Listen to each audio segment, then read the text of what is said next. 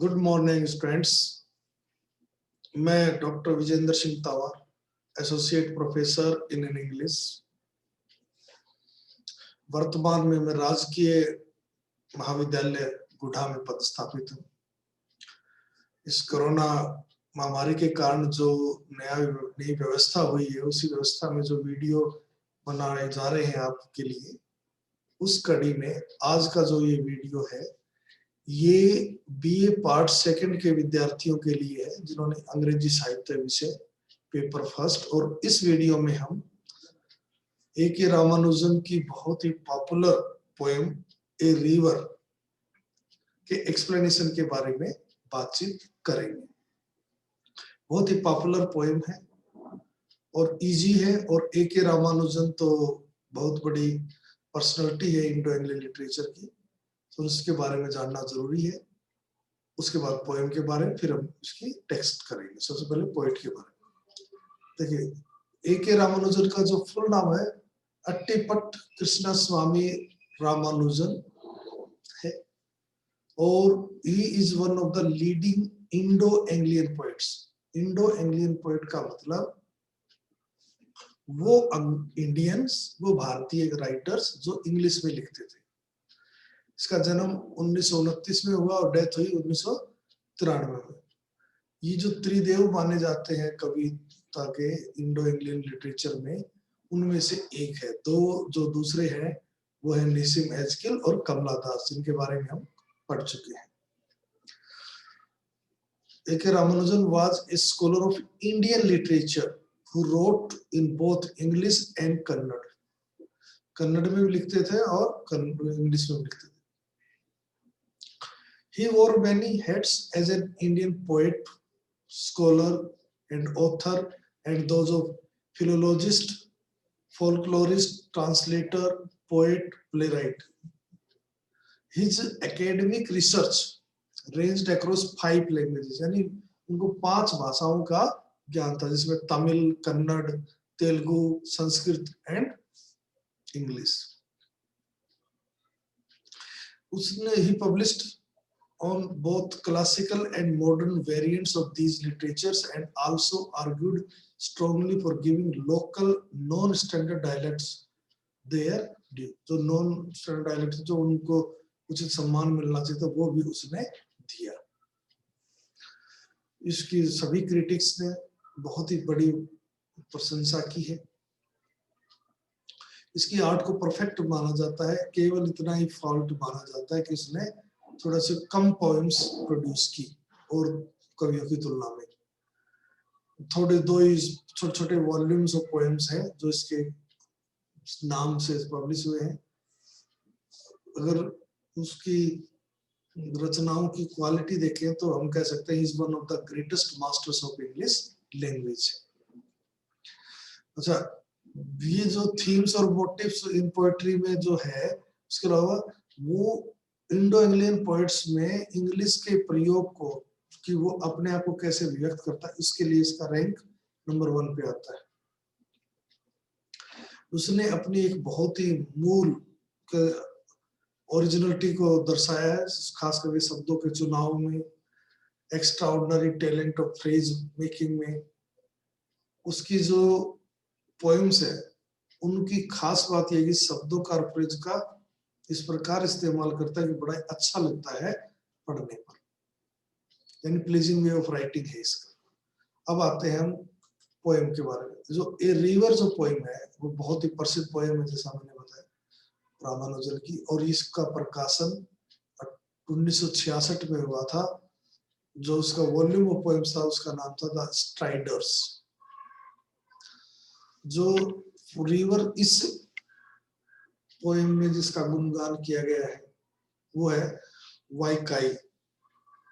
वाइकाई तमिलनाडु में काफी प्रसिद्ध नदियों में से एक है, और ये मदुराई से होती हुई बहती है। मदुराई बहुत ही फेमस सिटी है, और ऐसा कहते 200 साल तक ये तमिल कल्चर का सेंटर था। जो रामानुजन इस पोएम में जो बात कहना चाहता है, वो बताना चाहता है, वो ये है कि हर साल रिवर में बाढ़ आती है और वो कवियों को कविताएं लिखने के लिए प्रेरित करती है। लेकिन कविताओं के लिए मेटेरियल तो देती है, लेकिन कोई भी रियल जो सिंपैथी होनी चाहिए अथॉरिटी की, जो नुकसान होता है, जो लोग पीड़ित होते हैं, वो दिलों में उत्पन्न करने में ये असफल रही है। चाहे पोएम हो, चाहे ब्यूरोक्रेट्स हो, अथॉरिटी हो, कोई भी हो, उनके दिल में सोच एक आंकड़े आंकड़े बनकर रह जाते हैं। मानवता को बचाने के लिए या नुकसान से बचने के लिए कुछ नहीं किया जाता। जानवर है, मकान है, को डैमेज है, वो हर साल होता है, वैसे ही होता रहता है, सिर्फ आंकड़े बदलते रहते हैं। अब आते हैं टेक्स्ट में। बहुत ही सिंपल लैंग्वेज है, जैसे कि प्रोज में बात करते हो। मैं आप सबको ये बता रहा हूँ, जो नीचे जो मीनिंग दिए हुए हैं, जैसे trickle, small amount of liquid flowing, बहुत कम पानी रह जाता है, नदी में सूख जाती है गर्मी में, उस सेंस में। Bearing the sand रिव्स, revealing the sand collected up on both sides of the stream. झरना है, नदी के दोनों रेत जो जम जाता है उसको दिखाते हुए, जब पानी कम होता है। क्लॉगिंग, ब्लॉक बंद कर देती है कोई चीज को, कोई कई बार अपनी नाली भी ब्लॉक हो जाती है, पाइप ब्लॉक हो जाता है, उसमें तो बाल है और दूसरी चीजें अटक जाती है। रस्टी बार, वो बैंक बैड कंडीशन में, जंग लगे हुए लोहे के सरिये, जंग लगा। पैचेस, इरेगुलर स्पॉट्स को इधर उधर बढ़ा देते हैं कई बार रिपेयरिंग के लिए। ग्लिस्टरिंग, चमकते हुए, और लॉन्जिंग इन आइडल मैनर, मतलब मस्ती से लेटे हुए। ये कुछ मीनिंग मैंने इसलिए बताया कि ये आपको बार बार इसमें आएंगे। इसी लाइन में थोड़ी मुश्किल मीनिंग है, आगे तो इतनी मुश्किल है भी नहीं।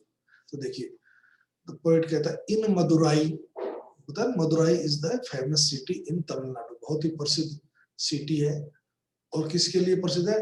City of temples and poets, मंदिरों के लिए प्रसिद्ध है और कवियों के लिए प्रसिद्ध है। जो कवि है, who sing of cities and temples, हर साल जो शहर के बारे में, मंदिरों के बारे में गाते रहते हैं। Every summer it dries to a trickle, हर गर्मियों में जो नदी बहती है वो बिल्कुल ट्रिकल हो जाती है, तो उसमें थोड़ा बहुत पानी बचता है, सूख जाती है। इन द सैंड, रेत में। बेरिंग द सैंड रिव्स, आसपास जो किनारों पर रेत जमा, वो रेत साफ दिखाई देने लग जाता है। स्ट्रा, घास फूस कह सकते हो। एंड वीमेन्स हेयर, और औरतों के बाल। Clogging the water gates at the rusty bars, जो उसका पानी रोकने का झरना सरिये लगाए हुए, जिससे कोई अनवांटेड चीज न बह जाए, वहां पर वो बाल, रेत, तो घास फूस, ये सब अटक जाते हैं, और सारे उस पुलिया का उसके नीचे है वो जगह, और पानी बहना बंद हो जाता है। Under the bridge with patches, और पुल के नीचे, जहां पर पुल की जो रिपेयरिंग के लिए पैच लगाए हुए, irregular repair all over that, मतलब नया बनाना चाहिए था, नया बनाने के बजाय रिपेयरिंग से काम चलाया जा रहा है। The wet stone glistering like, और जो गीले पत्थर है उस नदी के पास या नदी के अंदर, वो इस प्रकार चमकते हैं। लाइक स्लीपी क्रोकोडाइल, जैसे सोए हुए मगरमच्छ की ऊपर की स्किन चमकती है। और द ड्राई वंस, और जो सूख, वो ऐसे सेवन वाटर बुफेलो, जैसे किसी भैंस के ऊपर से उसके बाल साफ कर दिए हो, और वो चमक रहा, ऐसे चमकते हैं।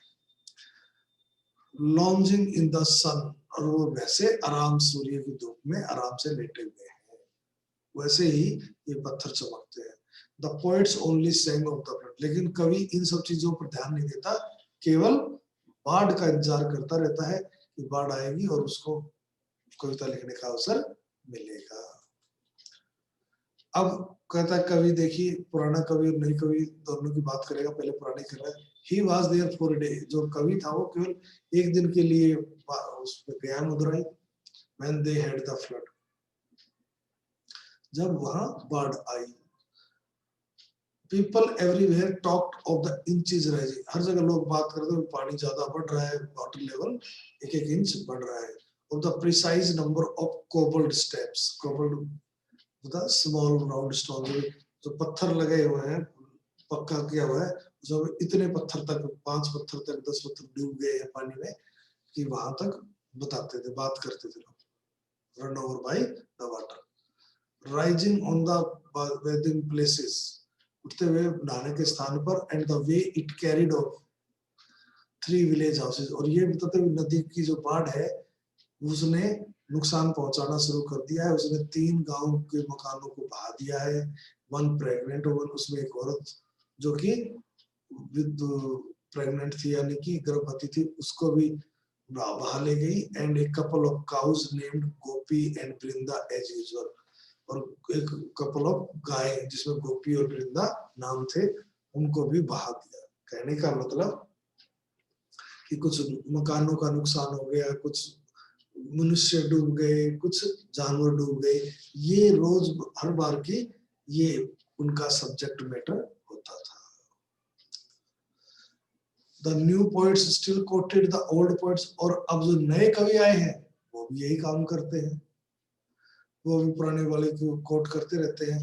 But no one spoke in verse, लेकिन कोई भी कवि कविता में इस बात की बात नहीं करता उस प्रेग्नेंट वुमन, यानी जो आज जिसका नुकसान हुआ, जिसने अपनी जान खोई, चाहे वो मान लीजिए गर्भवती महिलाएं थी जो डूब गई, with perhaps twins in her, और शायद उसके पेट में जुड़वा बच्चे थे, kicking at blank walls even before birth, और जो आप जब डूब रहे थे तो लात मार रहे थे, बचाने की कोशिश कर रहे थे अपने आप को, लेकिन बच नहीं पाए। उनके इस दुख को कोई भी व्यक्त नहीं करता।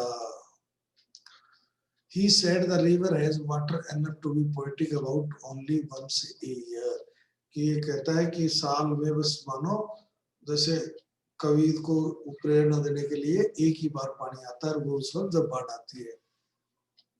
और फिर वो पानी का then it carries away in the first half an hour 3 village houses, a couple of cows named Gopi and Brindra and 1 pregnant, और फिर वो कवि वर्णन करता है कि भी आधा घंटे में बाढ़ आई, और बाढ़ में 3 मकान, गांव के गाय जिनका नाम गोपी और वृंदा था, एक प्रेग्नेंट वुमन जिस एक्सपेक्टिंग द आइडेंटिकल, जिसके 2 उनको जुड़वा एकदम एक जैसे समान जुड़वा बच्चे पैदा होने थे, वो with no moles on their bodies, उनके एक दूसरे को डिस्क्रिमिनेट करने के लिए, अंतर करने के लिए उनके किसी शरीर पर तिल भी नहीं था, with different coloured diapers to tell apart, तो शायद उनको डायपर अलग अलग रंग के पहनाने पड़ते जिससे उनको अलग अलग बताया जा सके। कहने का मतलब कि फिर वो वही चीज रिपीट कर देते, कुछ जान माल का नुकसान हो गया, कुछ जानवर डूब गए, कुछ मकान बह गए, कुछ ये हो गया, ये सब चीजें वो बताते रहते हैं। कहने का मतलब कि कवि तो आते रहते हैं और जाते रहते हैं, लेकिन कोई उसमें संशोधन नहीं हुआ, कोई बढ़िया तो पर सिस्टम नहीं आया, वही ओल्ड सिस्टम आज भी रिपीट होता रहता है। Thank you very much.